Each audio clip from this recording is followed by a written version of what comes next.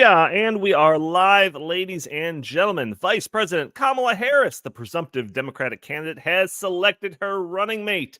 Minnesota Governor Tim Walz, Nancy Pelosi, and others in the media are trying to portray Walz as a moderate, just a, middle-of-the-road, heartland of America Democrat. But is he really that? We were going to take a good look at his record, his policy agenda, to show just how far left he really is. We're going to be talking about this and more on episode 460 of the In the Tank podcast.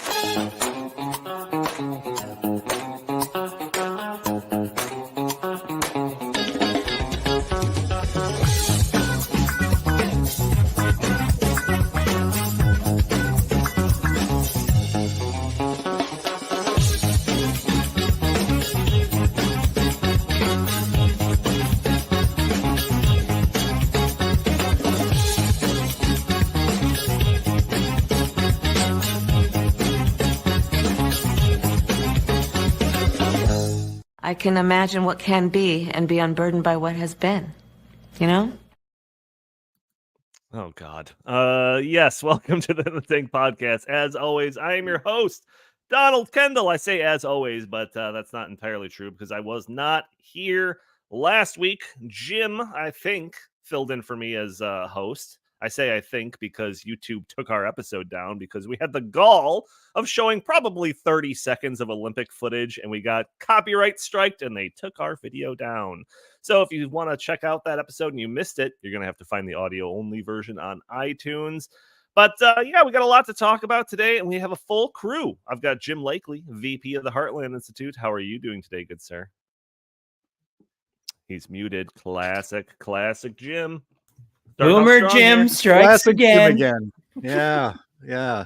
On mute again. Well, having Isaac Orr back on the podcast makes me nervous. He's very much a loose cannon. So, no, I was trying to say that I'm in a pretty crummy mood today. Not only have we been having some technical issues with our StreamYard that irritated me right before we went on the air, but the more I read about the stuff you need to read about to prepare for this podcast, which is how leftist and radical the Harris Walz ticket is, and how our media is not reporting anything of substance on these two. So that's what you have to come to this podcast for.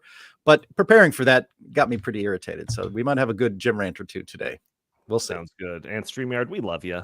Don't take Jim's comments too hard there. Chris Talgo also joining us, editorial director here at the Heartland Institute. How are you doing today, good sir? I'm doing good because I watched the first episode of Hard Knocks with the Chicago Bears, and I think Caleb Williams will be inducted into the Hall of Fame, guaranteed. I'm looking for the Bears to probably put up about 50 a game.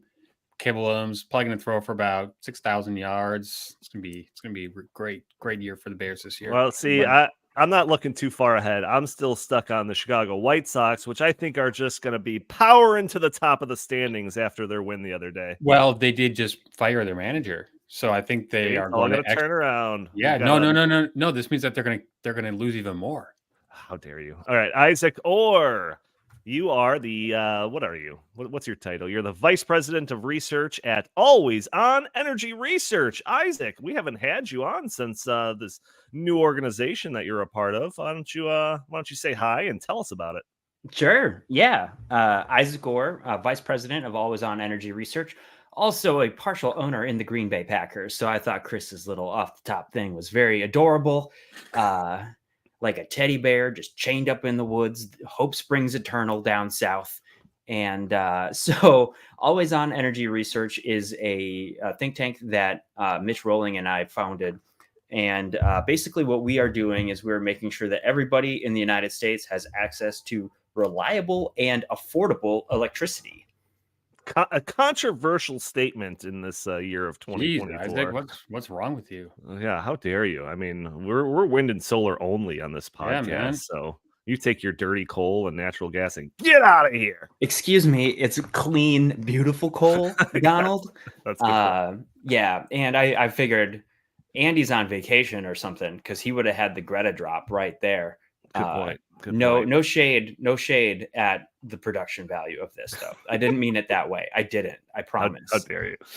Before we get Before we get into all of our topics, I always have that message that I put at the beginning of all of these episodes that, for those audio-only listeners that are catching the show probably on a Friday or later, why don't you leave a review for us in iTunes? That would be greatly appreciated. It really helps out the show. And why don't you consider joining us a day earlier on Thursdays at noon Central Time, where we are live streaming this on Facebook and YouTube and Rumble and X. And when you do that, you can throw your comments and questions in the chat. Maybe we'll show your comment on the screen. Maybe we'll address your questions on the fly. Also, supporting the show is a little bit more difficult now that YouTube has demonetized us. So no super chats.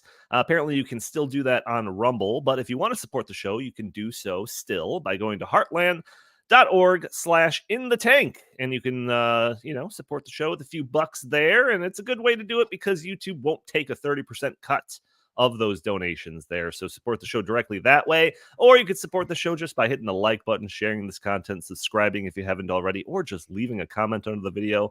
All those things help break through the big tech algorithms that prevent content like this from being shown to more people.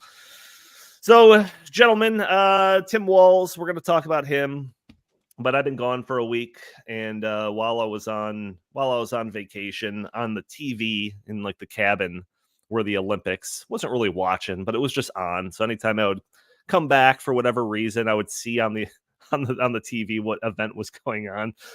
And this brought up a conversation with me and Chris yesterday where I was talking about like just the events of the Olympics. Like obviously you've got your track and field and you've got your the sprinting and basketball and some of the weightlifting, some of like the wrestling, whatever, the events that go back like a long time.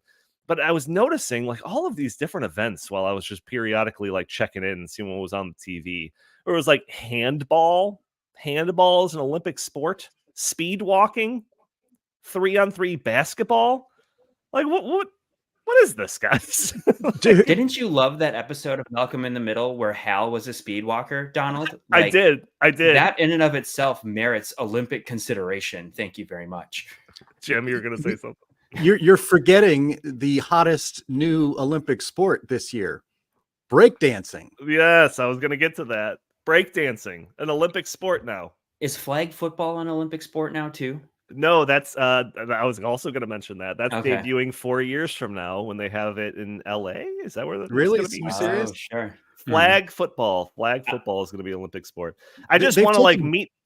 I want to meet one of these athletes that are gold medalists in flag football and just be like, "Oh, you're Olympic gold medalist! Wow, that's amazing. That's very impressive. You know what event?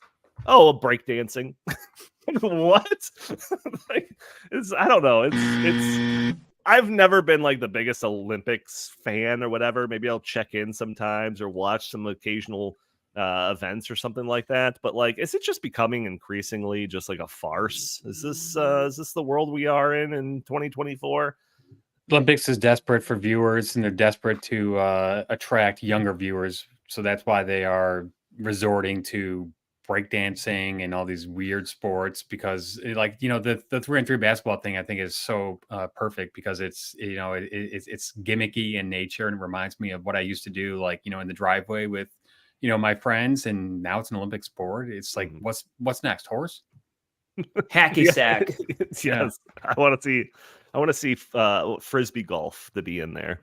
But that is actually probably going to happen. And Donald, I know you're throwing a lot of shade right now, but the United States of America does an exquisite job of inventing new sports that we can get gold medals in that nobody else cares about, okay? And at the end of the day, it's only the medal count that counts, Donnie. Do you know what should be in only the gold medal count? Like, I feel like the floodgates are open. Like, anything could be in it. Like, I want battle bots to be in the Olympics. That would be dope. Arm wrestling? Would be so cool. I mean, arm wrestling already should be if it isn't. Oh, yeah. That one definitely should be. I wouldn't even question that one. Oh, yeah. Arm That's just should be in hardcore America right there. Floor hockey. Absolutely. I could be an Olympic floor hockey player. I really could. I haven't watched. I watched a lot of the tennis competitions. I'm a big tennis fan, so I was watching that. But and I haven't watched actually a single event on track and field except for I saw a replay or I saw an explanation on X on Twitter of the 100 meters, the 100 meter final, in which the announcer thought that the runner from Jamaica had won, and he was going insane, like, the Jamaican has taken it. And then they show the replay, and the American Noah Lyles had leaned and had beat him by about the width of your thumb. And there was this great explanation on how Noah Lyles was really slow out of the block. He was in last place at 20 meters. He was in last place at 30 meters. He was in last place at 40 meters. And then he ran faster than obviously everybody else the last 60 meters, and just, came up and caught up. I mean, it was actually pretty fascinating to watch that. But yeah, I mean, the Olympics are pretty cool. I have not yet watched the breakdancing though, but I do have the app. So I plan to binge all the breakdancing competitions over the weekend. Yeah, and like Isaac pointed out, it seems like I'm throwing a lot of shade. I do have all the respect in the world for more of like the traditional sports, especially the ones that are just kind of like an objective standard, like you just hit the stopwatch when they cross the finish line. The gymnastics, I also have like full respect for, even though it's kind of like a subjective scoring method, which I can't really wrap my head completely around. But yeah, it just kind of blows my mind that I turn on the TV and handball is on. I'm like, I haven't seen handball since like 8th grade gym class, and now it's an Olympic sport. Maybe it's been an Olympic sport for a long time, but like I said, I don't watch the Olympics. Big in Europe. What clip did you guys show last week that got the episode taken down? The XY chromosome athlete who beat the crap out of an XX chromosome athlete. I think I can say it that way, and we won't get slammed down again. Who knows? I don't know. Yeah, we'll see. I thought it was going to be the pole vaulter. If you don't know, don't look it up. All right, so let's get to the show here. So 2 weeks ago, we did an episode on Kamala Harris, a What You Need to Know episode. We covered just how much of a radical leftist she is. We covered a whole bunch of different stuff. You'll have to go back and check out that episode, but she was one of the only senators that supported the Green New Deal when it was originally proposed. That included 100% renewable energy by, I think it was 2030, retrofitting every building in America to be more energy efficient, massive government jobs programs, income for all of those that are unable or unwilling to work, universal health care. Kamala Harris is also, we showed clips of her talking about universal health care for illegal immigrants. She was determined to be the most liberal senator by GovTrack in 2019. I think it was GovTrack. This is all on top of just essentially being in favor of every other progressive proposal out there. So, that and some other stuff just kind of highlights that she is pretty far leftist, especially during during the primaries that year, when Joe Biden's biggest selling point was that he was kind of a moderate. That's what kind of got him over the hill past Bernie Sanders or whatever. Everyone kind of coalesced behind him because he'd be able to get that middle of the road American or whatever. Now, fast forward 4 years, and we got Kamala Harris, who, like I said, is like the most liberal senator, and that's saying a lot. That's saying a lot there. So, and again, we kind of covered everything of how that came to be. I think most people watching this kind of understand, but it seems as though the Democratic Party is kind of stuck with Kamala Harris, and perhaps it's possible there might be some shenanigans at the upcoming Democratic National Convention that could replace her. No. They did the roll call vote. Oh, it's over already. Yes. Okay, great. So yeah, I mean, we're 90 days away from the election. So even if that weren't the case, I thought it would be pretty unlikely that we would see anything kind of crazy go down at the DNC. So maybe they would try to complement her far left tendencies with a more moderate running mate pick. I think there were certain names going around, but they picked Minnesota Governor Tim Walz as the running mate, and they're still going with the narrative that it's a moderate running mate pick. So according to many in the media and other Democratic commentators and talking heads, Walz is moderate, the archetypal everyman, everyone's favorite uncle. He's Midwest nice. He's folksy. He's just a heartland of America Democrat, right, everybody? So we're going to be taking a look for the remainder of this episode at this Harris-Walz ticket and see just how left wing they are and speculate what the administration might look like towards the end of the episode. And before we get into the details, though, I want general reactions from all of you about this announcement. I know while I was out of town, there was a lot of speculation going around about who Harris was going to pick. I think, what was it, like Josh Shapiro? Is that his name? Yeah. I always want to say Ben. Josh Shapiro was out there. Former astronaut Mark Kelly was kind of at the high end of the list. But at the end of the day, it was Tim Walz. So, Chris, I want your thoughts first. I think the announcement came in on Monday. Was it Monday or was it early Tuesday? What was your... It was earlier this week. I was completely taken by surprise. I thought by all accounts she would go with Josh Shapiro because first she needs to win Pennsylvania. The Democrats have to win Pennsylvania for them to have any shot in the Electoral College. Josh Shapiro is very popular in Pennsylvania. He's a moderate governor. And, she went with the far left guy. There's been a bunch of, people speculating as to why she did this. I think, first of all, she thought that she would be upstaged by Shapiro because when she actually rolled out Tim Walz, it was in Pennsylvania, which I thought was actually pretty insulting to Josh Shapiro. And Josh Shapiro that day gave a speech, to rally up the crowd before Kamala and Tim came out. And I was watching that going, wow, this guy's really good. I mean, he can really, get the crowd in the palm of his hand. And he had it. And, a lot of people said that Kamala Harris is very thin skinned and that she did not want someone with presidential ambitions who might make her, look not as good as he did on the campaign stump. And she went with Tim Walz because Tim Walz has flat out said, I don't want to be president. And he just wants to be vice president. And also during the interview, people were saying that Josh Shapiro was asking her, well, what am I going to be in charge of?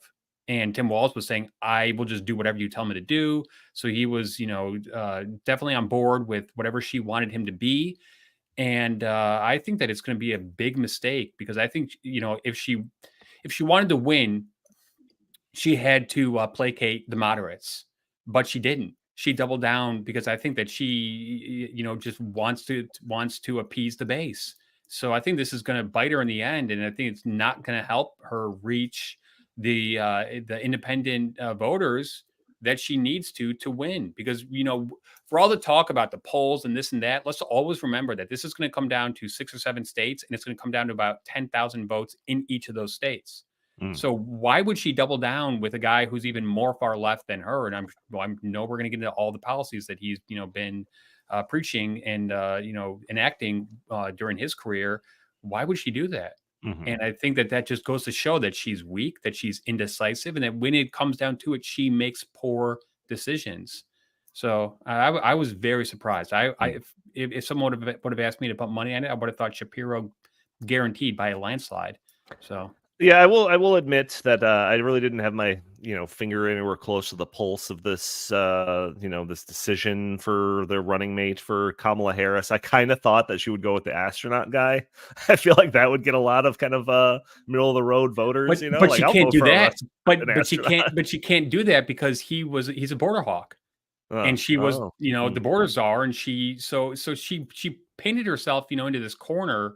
And she, I guess, thought to herself, and one other quick thing, I don't want to, just dominate this part of the segment, but Josh Shapiro is Jewish, and Kamala Harris, like it or not, has a very big problem on her hand because she cannot go after, the people who want, peace in the Middle East, because she has to appease the Palestinian base in places like, Minnesota, Michigan. So, it's hard for her to say, hey, wait a second, I'm going to put someone on the ticket that's Jewish and that actually thinks that Israel has a right to defend itself, when that's not what she, is apparently going to be running on. So there's just another reason why I think she bowed to political pressure and, went with her, left-wing candidate, because that's what, that's what she's going to run on. Well, leave it to the astronaut to be a hardliner against illegal aliens. Jim Lakely. Jim Lakely.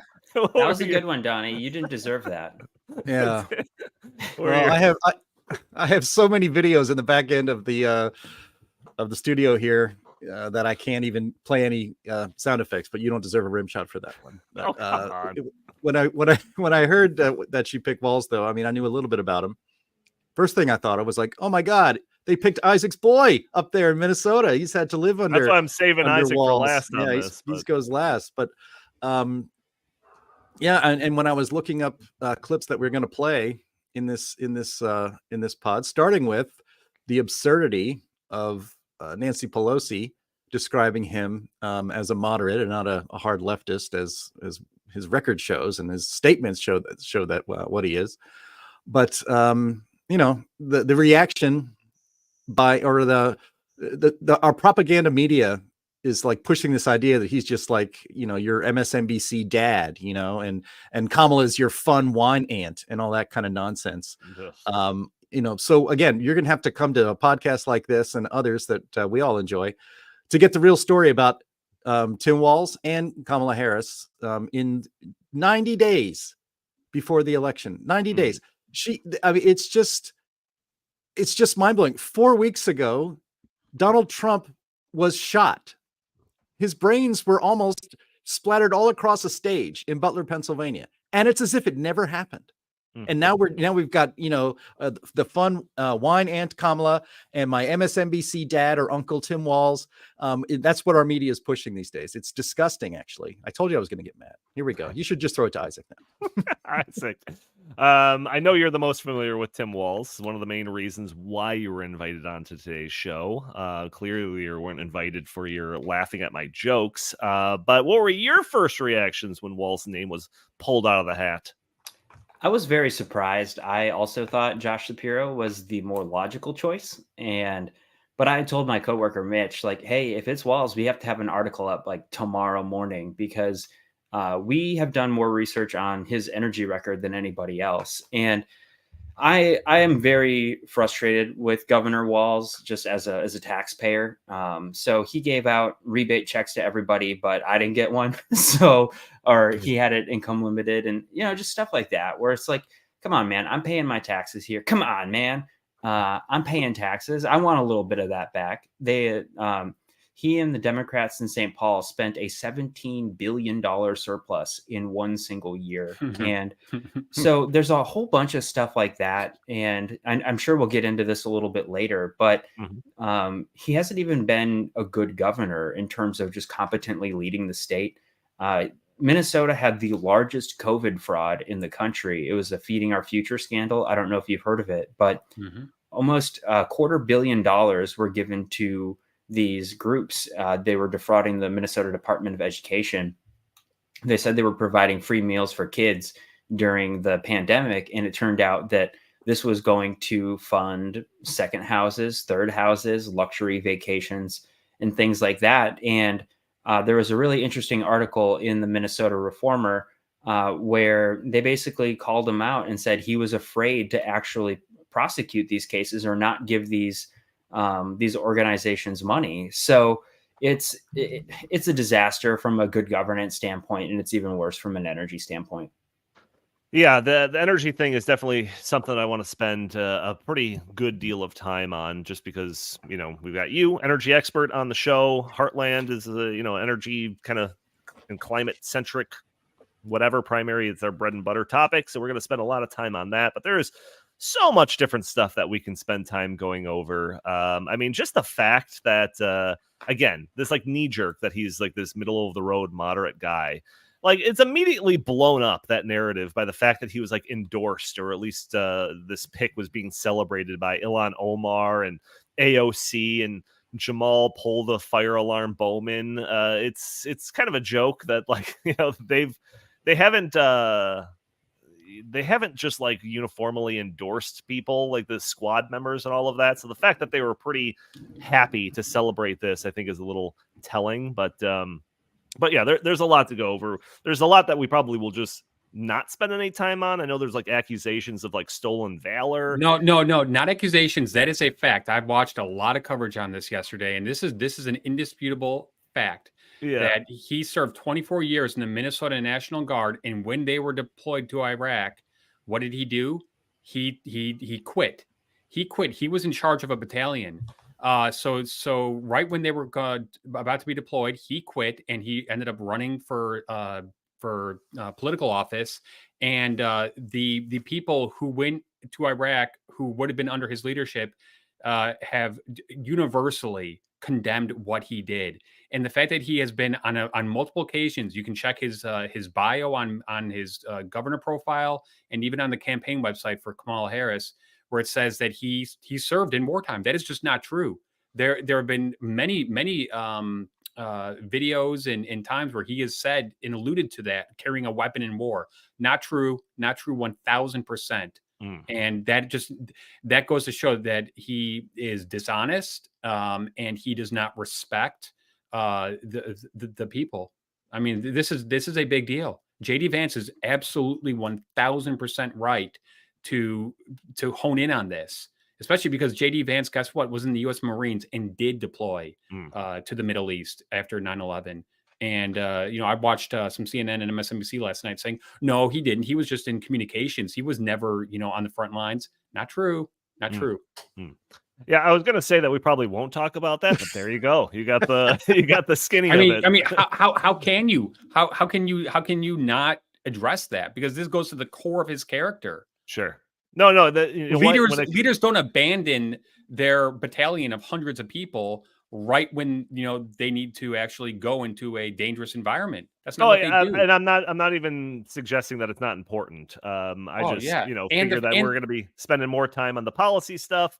Right. Of course. Things and other kind of character things are out there. But one other quick thing on this. He claims that he's a command master sergeant. Not true. Also, in order to be a command master sergeant, you have to go through 2 years of schooling to get that, to earn that. He never earned that. So he is claiming that he is a command master sergeant when he's not. He never was. Interesting.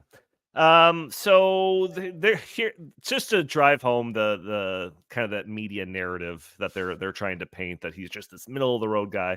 I've got a couple of clips here that I think they complement each other so perfectly. So the first one, if we have this kind of queued up, is Nancy Pelosi talking, I think on MSNBC. I think it's like Morning Joe or something like that, where she's dismissing the idea that Walz is some far leftist. So if we have that video, let's go ahead and play it. It's a pretty short one, I think. Tim Walz, I know very well. Let's say he served in the House. To characterize him as left is so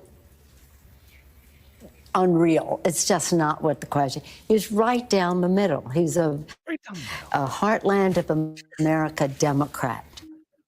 That's right. Right down the middle. Heartland of America Democrat. I love how she had to pause too. She is so what? She's checking her notes there, Right. So that's Nancy Pelosi once again talking about how he's just so right down the middle. So let's go ahead and play Walz, the one that's labeled Walz abortion. I think this is him talking at a rally, maybe a victory rally for all I know.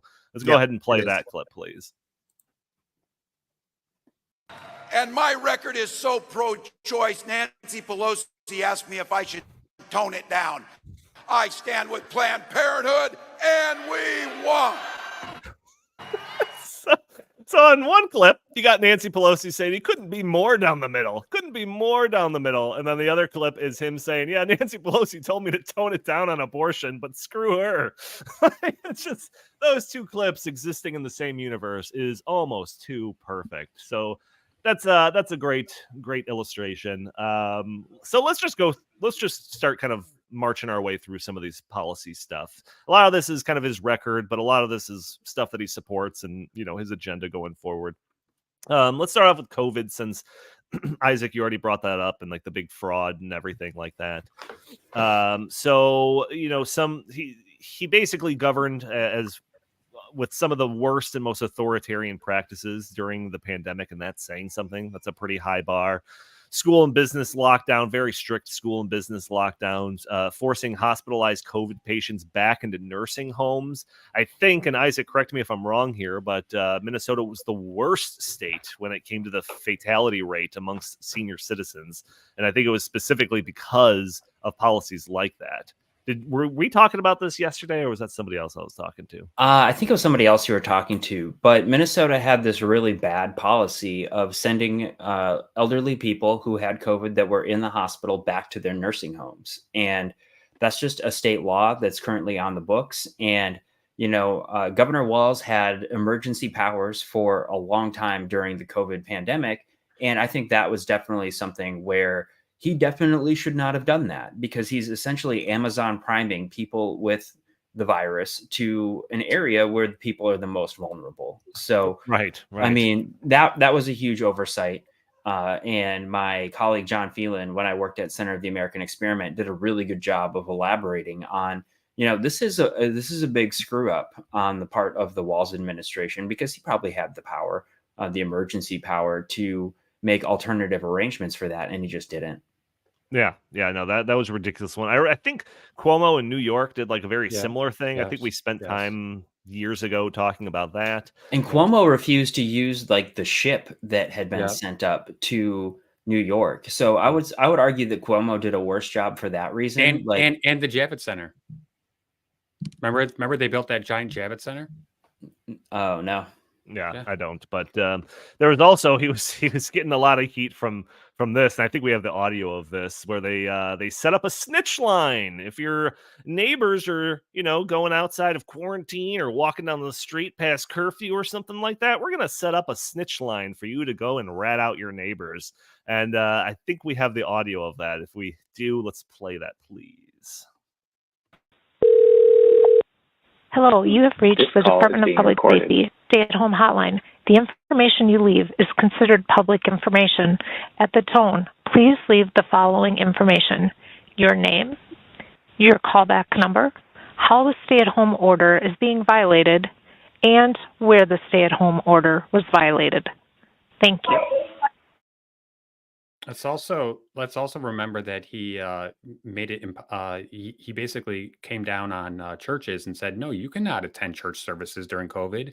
However, he kept tattoo parlors and other liquor stores, open for business. So I mean, there are so many things we could go on his horrible COVID policies. Yeah, there was a lot of terrible COVID stuff going around around the country. So you could almost argue you can give him a pass for some of it, but man, some of these things are pretty egregious. Jim, thoughts on any COVID stuff, or do you want me to move on? I mean, we can move on from it. I mean, it's. I found that clip of the COVID snitch line set up in Minnesota, and I don't think every state had a snitch line. I think it would be, I don't know. I don't think Florida had a COVID snitch line. And, hearing that just kind of triggered me and brought me back to the absolute insanity that we all lived through and that we've all kind of tried to put out of our minds, because it's human nature to suppress traumatic events so you don't have to recall them and think about them and live with them all the time. But we did live in a world in which government bureaucrats, and even governors were encouraging Americans to snitch on their fellow Americans for living their lives, for being outside in a park with your children in the open air and sunshine. Governments and people like Tim Walz encouraged you to rat that person out and call the authorities and get them in trouble, perhaps arrested. And I have a couple other clips. One of them is Tim Walz, quite totalitarian and anti-freedom and anti-American viewpoint on what free speech is. And also what his idea of what his definition of socialism is. And while researching this, while reading more about Governor Tim Walz, because I don't live in Minnesota like Isaac does, kind of the angrier I got. Not so much, his policies and his attitudes are very hard left. They're very anti-freedom in almost every single way. We showed one of those clips. He gets kind of shouty and growling at during rallies, which is fine. I like passion. Who doesn't? But our media is ignoring all of these things about him. They are just propping him up as, like I said before, your friendly MSNBC dad, and someone who's going to take care of you. And and again, it kind of makes me go back to think about, well, how does the media cover Donald Trump? Every single thing Donald Trump says is the end of the world. Every off-the-cuff comment that he might make or insult he may have for his political opponents is blown up like some kind of huge deal. Yet everything that Kamala and Tim Walz has said and their record is completely unremarkable. The media will not report on it at all. And in fact, they've now stopped reporting the fact that Donald Trump very narrowly, if not for a little turn of the head, would have been dead. We would have had a political a candidate for president and a former president of the United States dead on live television, and the media won't cover that anymore. Doesn't talk about it. Look, Tim Walz is a hard leftist. I'm not surprised that Kamala. I think Kamala picked him for the reasons that Chris articulated. She doesn't want to be outshone. She apparently, by all accounts, from former staffers and others, that she has a very thin skin. She kind of has the characteristics of a very insecure person. You might say the same thing maybe about Donald Trump, but since the media is not going to report on the actual hard left and anti-freedom and in some ways tyrannical policies and outlooks of the Democratic ticket right now, we're going to do it. Yeah, no, and you kind of set up the Walz free speech one. I think this must be in relation to COVID, right? Because the misinformation thing in the media and the calls for dealing with misinformation, really, if it didn't get its start in during the COVID era, it definitely got propelled to like a whole nother atmospheric level during COVID. So yeah, this is a very short clip of Walz and his position on free speech. Let's go ahead and play that clip. I think we need to push back on this. There's no guarantee to free speech on misinformation or hate speech, and especially around our democracy. Yeah, that's right. I would love to see the full context of that clip. I mean, obviously you can't like defraud people and all of that. So there are definitely limitations on that. But to consider how loose everyone was playing with the idea of free speech during the COVID era, a little concerning clip there. Well, I mean, let's be clear what misinformation, and this is what's, we talk about this on this pod a lot, and it's the idea of misinformation. We thought it was kind of a joke when there was like a disinformation board of some sort with the government, and you had the tyrannical Mary Poppins lady, in charge of it and all this stuff. But, let's actually be clear and serious about what's happening. Misinformation is any speech that criticizes democratic rule. It was not misinformation, for instance, to lie about the Russia hoax or the Fine People hoax or the inject bleach in your arm hoax. All those hoaxes about Trump. That's not misinformation. That's allowed to be shared on social media. That's allowed to be shouted on CNN. But it's misinformation to say, hey, maybe COVID didn't come from bad bat soup somewhere at a wet market. Maybe Biden is in an actual mental decline. That was also called misinformation. And so, yeah. And so, and it's actually right now, it's actually misinformation to say that Kamala Harris wants to ban fracking. No. She changed her mind. So it's misinformation to say that she wants to do that. So a continuation of this sort of mindset is going to happen if Kamala Harris and Tim Walz are in the White House together in 2025. I don't want to live in that world. I don't think any American should live in that world.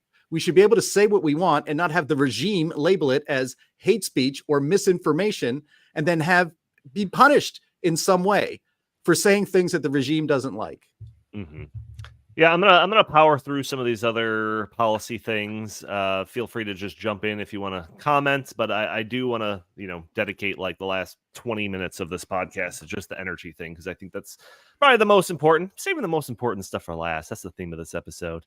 So Tim Walz signed law making Minnesota a sanctuary state for children seeking transgender surgical procedures and hormone prescriptions. In 2023, Walz signed a law banning conversion therapy, which also included prohibiting counselors from withholding recommendations for transgender surgical procedures or hormonal treatments for individuals experiencing gender dysphoria. Prohibiting counselors from withholding recommendations. That's a funny way of just saying mandating recommendations, but whatever. We'll just word it that way. when it comes to illegal immigration. In his 28 Donnie, I'm sorry, but real quick, I need to just expand on that. Here's what Tim Walz also signed into law as governor.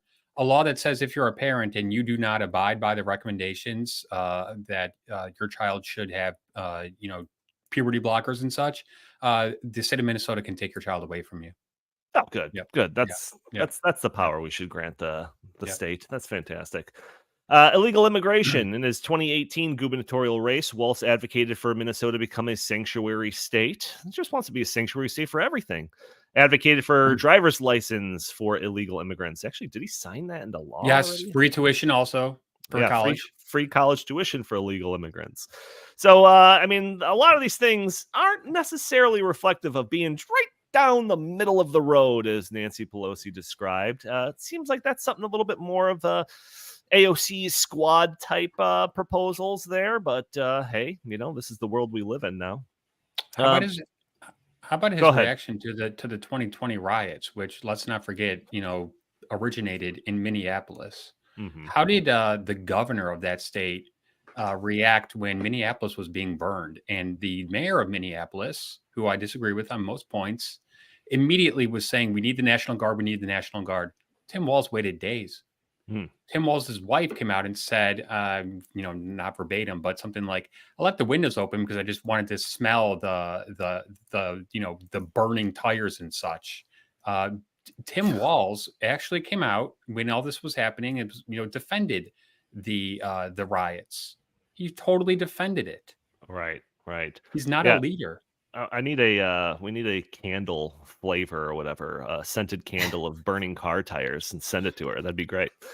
My next whole page of notes here is just energy and climate stuff related. So, Chris or anyone on the panel, if there's any kind of other policy area things that I'm neglecting here, feel free to jump in. Or otherwise, I'm just going to get into energy stuff.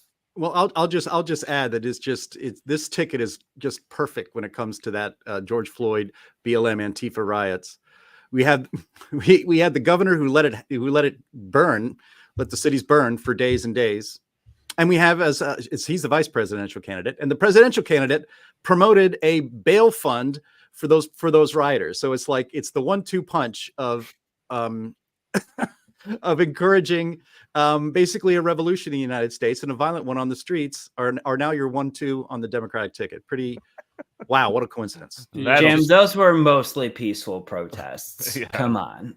Mostly not fiery protests. Yes. Fiery, but mostly peaceful. That was crazy. I mean, I lived in Minneapolis when that was happening, and thankfully, no houses were targeted, but businesses all over were targeted. Like the Walgreens just down the street from us, totally burned out, looted. The grocery store that I used to go to when I lived in South Minneapolis, that was at the epicenter. That's right next to the 3rd precinct, which still hasn't been rebuilt, and they're still like wringing their hands about how they're gonna, restore the police precinct over there.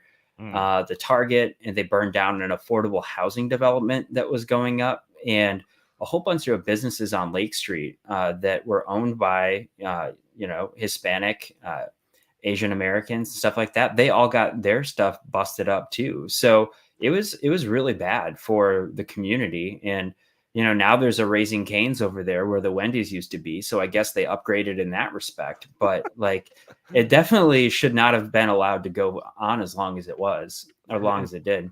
It's pretty amazing that didn't stop him from being like the running mate, like that alone, like the stolen valor thing, that like some of the other stuff we've already talked about. But no, he might be the second most powerful person in the world in a couple of months. And this is really the first time that Walz has had to undergo any real media scrutiny, because he gets treated with kid gloves here all the time. So he's being treated with kid gloves now. I mean, they're still not examining his record. It's amazing. Well, that's true of the mainstream media, but the national media apparatus is now singularly focused on him. So there is more of an opportunity. Like groups like Center of the American Experiment, conservative media people in Minnesota have been on this case for a long time, but they only have so much influence. And now that the national people are suddenly interested in his record, he is having to endure more scrutiny, or at least hopefully he will at some point here in the near future.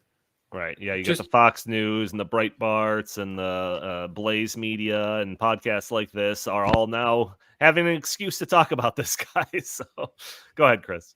Yeah, I was going to say, Isaac touched on this earlier, but he took a $18 billion surplus and turned it into an $8 billion deficit.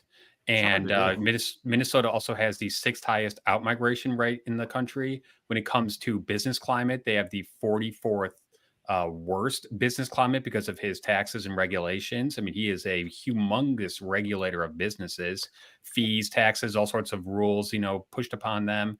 He took Minnesota, which was a state in a healthy place, and has almost completely ruined it. And because of that, he gets promoted. I mean, like, what is this? And I do think that over the next 90 days, this is going to come out, and he is going to have to respond to this. I did see yesterday when he was on the tarmac in Wisconsin, that some of the reporters were asking him about the stolen valor. He just completely ignored them and just didn't answer the question. So I do think that this is going to eventually have to be addressed. Let's also remember that Kamala Harris has not taken one press question in 18 days. Right. That cannot be sustained much longer. As for the surplus thing, I think that he was under the impression that they were filming the sequel to Brewster's Millions with that. So he was just trying to spend as much money as possible. Nobody laughs at my jokes. Okay, let's go to energy policy. Isaac, this is another excuse. That one just wasn't very good. You referenced an obscure one. I'm definitely a cheerleader for your jokes, Donald. But let's get to energy policy. Okay, so Isaac, this is a good excuse for you to talk about another project that you are a part of, which is the Energy Bad Boys Substack. Why don't you talk about that?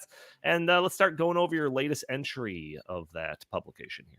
Yeah, absolutely. So Mitch Rolling and I, my partner in crime over at Always On Energy Research, we started a Substack last November, and it's called Energy Bad Boys. So go check it out and subscribe. energybadboys.substack.com. And we recently wrote a piece called Green New Walz. Basically everything you need to know about Governor Walz's record on energy. And in short, what you need to know is that Governor Walz has never seen a California energy policy that he has not tried to implement in the state of Minnesota. Right. And he's also really a fan of bait and switch tactics. So like when he was running for governor in 2018, he said, well, I think we need to have a modest increase in the gas tax. And people were like, okay, fine. We need to pay for our roads and bridges. He gets elected. All of a sudden, he's proposing a 20-cent per gallon increase in the gas tax, which would have raised it by 70%. And made us the 4th highest gas tax in the entire country. So he eventually caved. I don't buy that Tim Walz doesn't want to be president someday. I know that that's kind of been something that's out in the media. I don't personally buy that. That's just my own personal opinion. I don't buy that either. I think he's incredibly ambitious, and he also wants to be taken seriously. And as a result, he has pretty thin skin too. So during gubernatorial debates with Tim Walz, it is possible to get under his skin, and then he'll kind of lash back. But when the public said, no way, we do not want a 20-cent gas tax increase, he did eventually back down, and they passed one this last legislative session that was indexed to inflation at a lower rate. But he's been anti-oil pipeline. He's been for electric vehicle mandates. He wants to implement a low carbon fuel standard, which is a California regulation that will increase gas prices and diesel prices. And also he signed his 100% carbon free electricity mandate by 2040. And when Walz is running for office, he said, this oil pipeline that needs to get replaced in Minnesota because it was built in 1968 and it's corroded and it's operating at half capacity for safety measures. He said, oh, well, the Public Utilities Commission went through, they unanimously approved the project. They've been studying it for 4 years. I think that we should replace the pipeline. A few months later, he's elected and he says, well, let's pump the brakes on that. So he said that, well, there's the law and the science. However, you don't just need a building permit to go forward. You need a social permit. And on the campaign trail, he was Mr. Follow the Science. And I'm sorry, but expanding the scope of an environmental approval to include a social permit is the exact opposite of following the science. And He also instructed his Department of Commerce to argue that the United States didn't need the oil from the pipeline. Like that was another delay tactic that they used. And that looked incredibly short-sighted in 2022 when Russia invaded Ukraine, because Line 3 is a huge oil pipeline into the United States. And when it was completed, we were importing more oil from Canada in that one line alone than we imported from Russia that entire year. So he is like, and the reason that he was so reticent to let that pipeline construction go through is because he was getting protested by anti-Line 3 protesters at his events, and he basically caved to their demands. So there's a long track record of saying one thing and doing another, and there's another track record of basically allowing the base to bully him into making decisions that aren't good for the state as a whole. Mm-hmm. And then we had the blackout bill. So he signed this 100% carbon-free electricity mandate. He campaigned on 50% by 2030, which is still liberal, right? But it isn't like Green New Deal type stuff. And Mitch Rolling and I crunched the numbers on this policy, and it's going to cost over $300 billion through 2050 and increase like an average family's electric bill by over $130 a month on average throughout the course of this. And like a lot of that's kind of backloaded, but you know, Minnesota had already enacted a 25% renewable energy mandate back in 2007. And that caused our electricity prices to increase more than 1.5 times faster than the national average. Mm-hmm. So he's quadrupling down on bad policy. The definition of insanity is doing the same thing and expecting different results. So we've got some electricity insanity happening over in Minnesota. Did you want to jump in, Donald? Yeah. Well, so just a couple of things came to mind. One is, you know, like on this podcast, obviously we've talked about Joe Biden and his energy policies and the stuff that he's pushing and the Inflation Reduction Act and all of that sort of stuff. But like, you know, and there's some clips of Joe Biden talking about wanting to, like, you know, like we need to phase it out. We need to phase out fossil fuels. We're going to get rid of it and all of this sort of stuff. But like when it comes down to like very specific questions with Joe Biden, he will say like, well, we're still going to need oil and gas for a while or something like that. But now we're switching to Kamala Harris, who, like I said at the beginning of this podcast, was a big supporter of the Green New Deal. And then you've got this guy, which, you know, I was reading through your article, and you talked about a lot of this, but in 2018, when he was like pushing for the 50% renewable energy mandate by 2030, in 2019, he pushed for 100% renewable energy by 2050. Does it say that he pushed that back? And like 2 years later, he was pushing for 100% renewable by 2040. Yeah. So like this is the new administration that we're talking about potentially. Two people that are like wildly ambitious about removing all reliable energy and replacing it with wind and solar. I mean, this seems like a very and another thing. Like, it's one thing for a, you know, senator from California to support something like this. Minnesota, I was just there. I know that it gets cold in the winter, Isaac. There is a tendency for this, yes. There is a precedent for the idea that Minnesota gets pretty darn cold up there. So when you're messing with people's energy prices, when it's like borderline, or if not completely freezing, like 7 out of the 12 months up there in Minnesota. I mean, that's kind of saying something about your, you know, enthusiasm about pushing for 100% renewable energy. That seems kind of crazy, Isaac. I think it is kind of crazy, Donald. And the crazy thing was during this entire debate over the blackout bill, this is what we called his 100% carbon-free electricity mandate. The Democrats in the legislature and Governor Walz refused to legalize the construction of new nuclear power plants. That's currently illegal in the state of Minnesota. And, you know, you can say what you want about whether we need to reduce our emissions or not, but making our grid run on wind, solar, and battery storage alone is the worst possible way to achieve those emissions reductions. Like, it leads to much higher costs and it leads to bigger risks of blackouts. So, and then the Republicans in the legislature offered amendments that said, hey, you know what? We understand you guys have the votes to get this passed, but how about we say, if there's a blackout that results from this legislation, we should pause the implementation of the legislation. And they said no. And then they offered an amendment that said, hey, if costs go up too much, we need to suspend this and reevaluate. They said no. So like it was damn the torpedoes, burn the bridges. This is the course of action. And if you don't like it, too bad, so sad. Right. Because you would think they'd be like very confident. No, this is going to lead to blackouts. Sure. If you want to put that contingency in there, have at it. It's not going to happen. Yeah. But yeah. Cool. I do want to talk about EVs, but Chris or Jim, if you want to have any comments about this 100% renewable stuff, hop in. Well, first, I have to comment on the fact that he is a huge fan of China, has been there 30-something times, has good relationships with people in the Chinese Communist Party.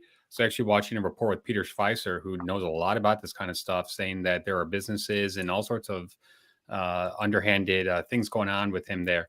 And the reason I bring that up is because, as Isaac knows, Minnesota has a pretty good environment of minerals and critical elements and such. What did he do? He banned all that. Who does that? Who does that? Right. Who does that? Who does that benefit almost exclusively? China. So I think we have to make that connection there. Not only that, but Donnie, something we've been talking a lot about. If these foolish plans for 100% renewable energy actually do take shape, what would happen to the technology that's on the horizon, especially AI, quantum computing and such? It's going to be a total no-go. The United States would have a humongous competitive disadvantage to China. So right. I'm not saying that he's a Chinese, Manchurian candidate by any means, but you cannot discount the fact that this guy has a thing for China, has gone there 30 years, got married on the anniversary of the Tiananmen Square massacre. There's a lot of red flags, no pun intended, going on there. Nice. Jim, comments on 100% renewable? No? All right. I'm going to go to EVs. So, Isaac, you have in your piece a little section about electric vehicles. It says in 2019, he instructed the Minnesota Pollution Control Agency to enact California zero emissions mandates. I think that's a nice little illustration of what you said about how he hasn't seen a California energy policy that he didn't try to implement himself in Minnesota. But again, Minnesota, it gets cold, dude. It gets very cold in there. And I think in your piece, it talks about the problem with EVs don't work very well in Minnesota because the batteries are drained by up to 40% if people use the heater in the car, which I think, again, that's probably pretty common when it gets cold up there. And I know in the past, we've had you on talking about plans to make like all the buses for like schools and city buses or whatever, electric buses or something. I mean, let's put aside the idea of them and the increased likelihood of just like burning uncontrollably. But you also talked about how they'll just like basically die on the road if it gets too cold. So what they do in order to prevent that is they put diesel powered heaters on the buses in Duluth and Minneapolis in order to keep the buses from losing too much charge. So, and then they wanted to do this with fire trucks too. Okay. And yeah, I was like, oh yeah, that's a brilliant idea. A couple things. The Minnesota does have some of the world's largest undeveloped deposits of copper and nickel. It was the Biden administration that put the kibosh on that. So Walz has actually been pretty savvy when it comes to not making his stance on minerals and mining very public. So that's where he goes back to his old sawhorse of, well, let's follow the science, and if it says we can do it, let's do it.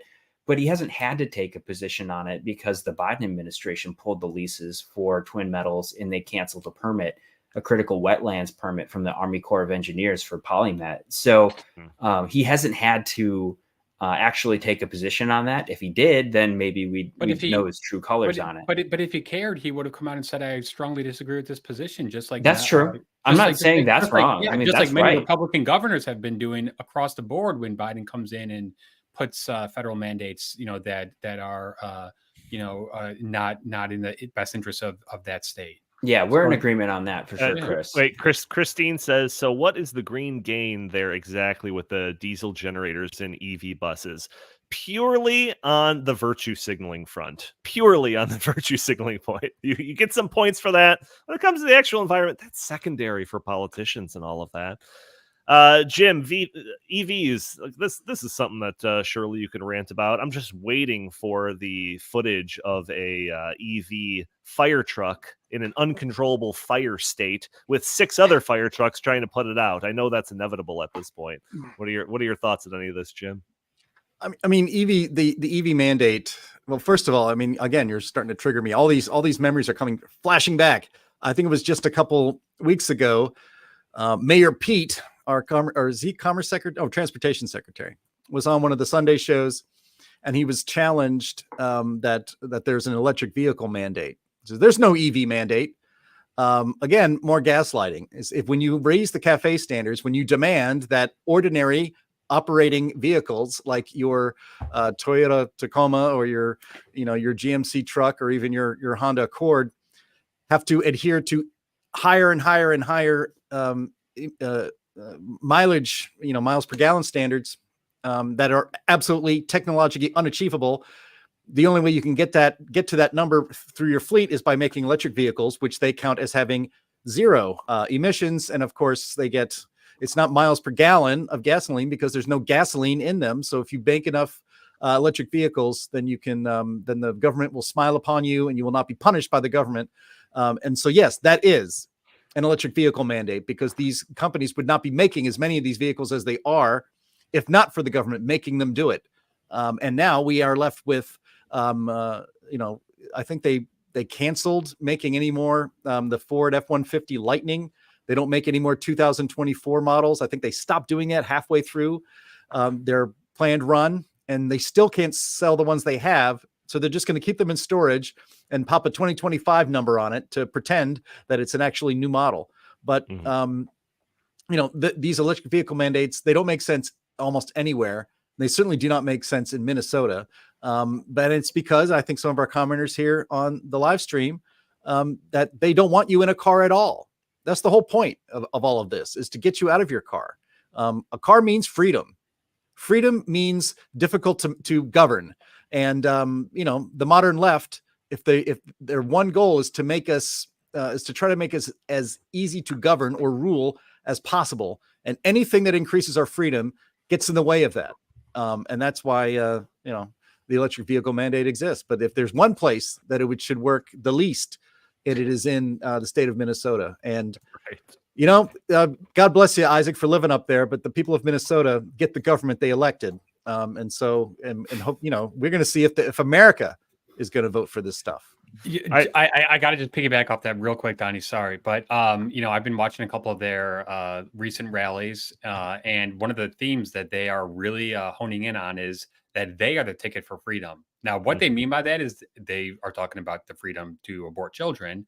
But I mean, talk about gaslighting on an unprecedented level, that they are saying we are the party of freedom. And the other guys who are all about allowing you to choose what kind of car you drive, what kind of appliance you get, what kind of healthcare you want, like on and on and on. No, they're anti-freedom. So Tim Walz is totalitarian, and everyone's calling him Tampon Tim. They should be calling him Totalitarian Tim, because that much more aptly describes him. Isaac Orr, any last comments on anything energy, climate related? So getting back to the electric vehicles, I do want to flag this for the folks at home. He did not have the ability to get that through the legislature. He exploited an old statute that was passed in like the 60s in order to claim that he had the authority to impose these EV mandates on the state. So it is more rule by swamp. It is the administrative agencies gone wild.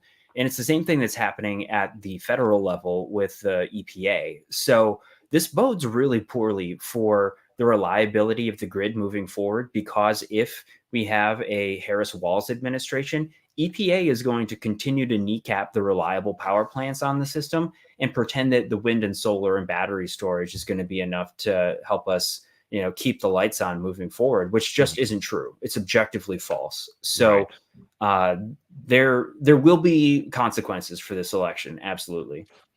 I think that's the point that's the main takeaway of this episode. But so what would it look like in America where Kamala Harris and Tim Walz are kind of running the show? A lot of terrible laughing by Kamala Harris, but we'll save those clips, Jim. Don't get too excited. We're going to save those clips. I'm sure we'll use them in the future. But one thing that I wanted to just kind of finish the show off is, oh no. Oh God. Please don't. So I love how they clap. It's so great. Okay. Keep it going, Mitt. Keep it going, Jim. Don't let Donnie bully you. You're the VP at Heartland. Don't let this underling tell you what's up. So there's a piece from the Center of the American Experiment that is titled "What America Needs to Know About Tim Walz of Minnesota." It's a nice little companion piece to Isaac's Substack that he was talking about.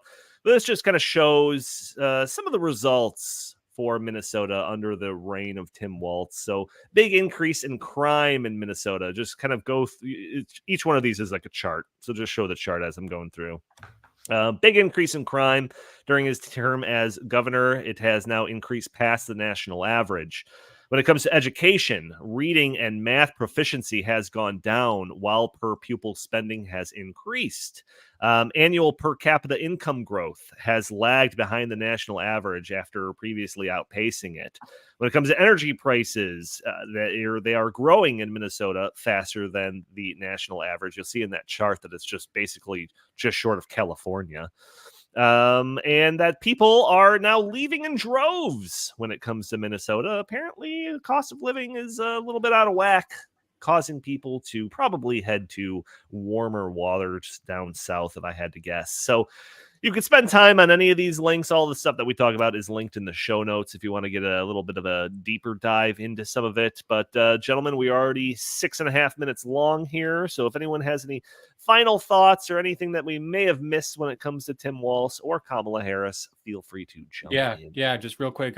We've focused almost exclusively on domestic policies. How about foreign policies? Could you imagine Tim Walz and Kamala Harris negotiating with the terrorists in Hamas or the Ayatollah or China or Russia? I mean, Joe Biden sent Kamala Harris right before the invasion, strictly to stop the invasion. What happened while she was in Europe? Vladimir Putin invaded. How about the border? Kamala Harris's only responsibility was to ensure that the border was, safe and secure. How did that turn out? Mm-hmm. Well, she did say don't. Yeah. Don't come. I mean, it's just on every single thing, they have both been an utter failure. And, especially on the education front, school choice is a big deal, and it really should be a big deal, especially in this upcoming election, because our public schools are failing miserably. And Kamala Harris and Tim Walz are completely beholden to the teachers' unions and the Trump Vance ticket. They are absolutely in favor of school choice. Obviously, that's more of a state thing, but the fact that at the federal level, you've got these two tickets in direct opposition to something that, Tim Benson he's our educational expert. He just wrote a new RNC. School choice popularity is at an all-time high. And I think that, the fact that Minnesota and California public schools are just horrible because they are so adamantly opposed to school choice, especially with minority voters. I hope that really does resonate. Really do.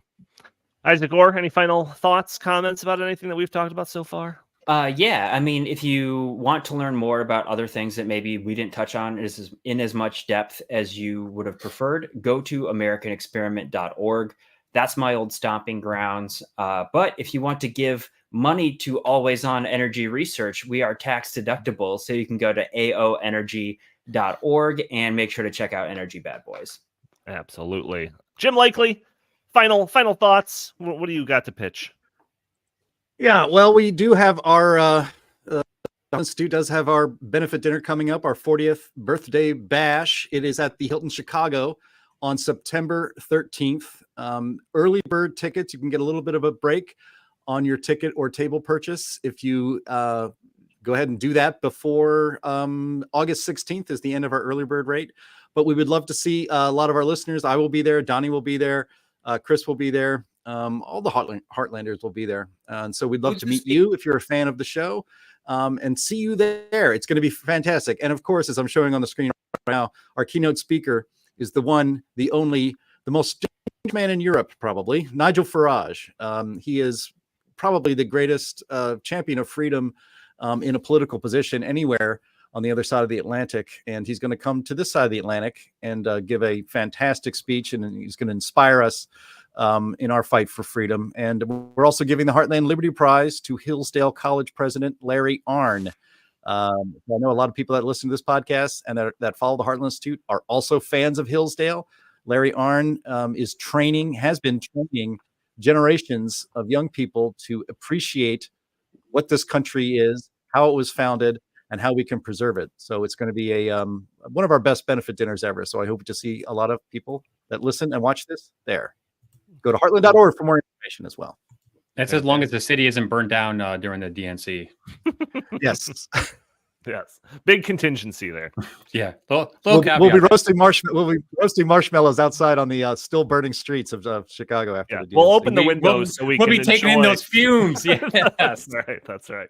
That's right. That's right. All right. Great. Thank you all for tuning in to this episode of the In the Tank podcast. Join us every week for a new episode. For those audio only listeners that are catching the show probably on a Friday or later, like I said, leave a review for us on iTunes. It'd be greatly appreciated. Also, consider joining us a day earlier at Thursdays at noon Central Time, where we are live streaming this on Facebook and YouTube and Rumble and X. You can join the conversation. Throw your comments and questions in the chat. Maybe we'll show your comment on the screen. Maybe we'll address your questions on the fly. You could also support the show by, I think on Rumble, there's like a super chat functionality on there. Or else you can go to heartland.org/inthetank and support the show monetarily that way. That way YouTube doesn't take a cut. And plus, they demonetized us, so you couldn't give us a super chat via YouTube if you wanted to. And lastly, what was I going to say? Go Pack Go, the Bears still suck. Yeah! Yeah, I forgot the rest of my spiel. Anyways, Jim Lakely, where can the fine people find you? At J Lakely on Twitter/X, at Heartland Inst, also on Twitter/X. Always go to heartland.org.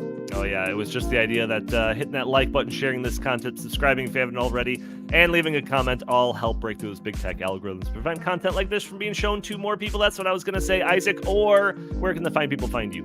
I already said that. Check out Energy Bad Boys. Check out aoenergy.org. Fantastic. All right. Chris Talgo, what do you have to pitch today? Heartland.org, as always. Benefit dinner. Beautiful. All right. All right. We are long, I can tell. All right, everyone. Thank you all for tuning in. We will talk to you next week. Next week. Turn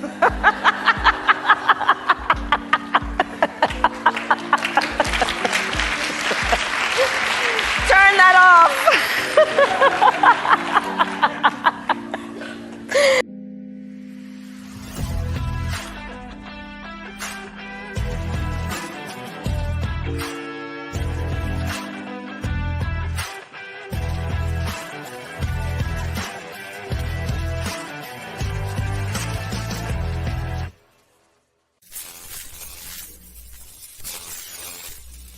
He's a lion, dog-faced pony soldier.